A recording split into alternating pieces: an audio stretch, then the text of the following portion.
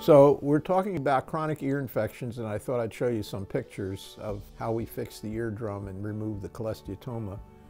We wrote this up in the Clinical Symposium, the SIBA Symposium book some years ago, but here's some pictures of the ear. This is a right ear, and we make the incision behind the ear with the patient under general anesthesia, and we expose the perforation that you can see right here. After we remove the skin from the ear canal, we use a drill under the microscope and we enlarge the ear canal so that we can see.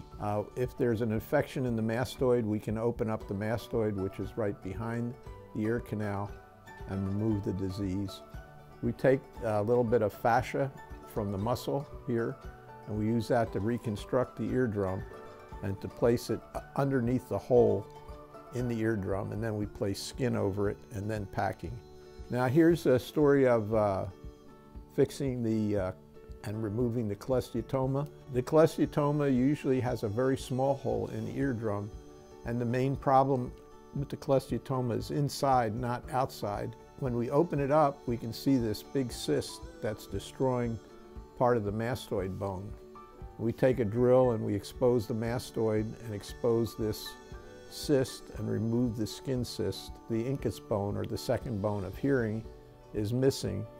And so we will put a prosthesis in to replace that second bone of hearing. And then we put the fascia in, the temporalis fascia in, to reconstruct the area of the drum that's been damaged by the cholesteatoma. And here you can see we're rebuilding the wall where we drilled it with cartilage.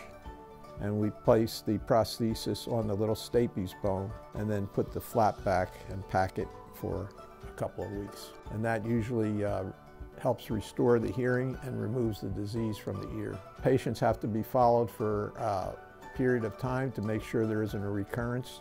Sometimes there's a recurrence of this cyst and it has to be removed at a later time, also a year or two later.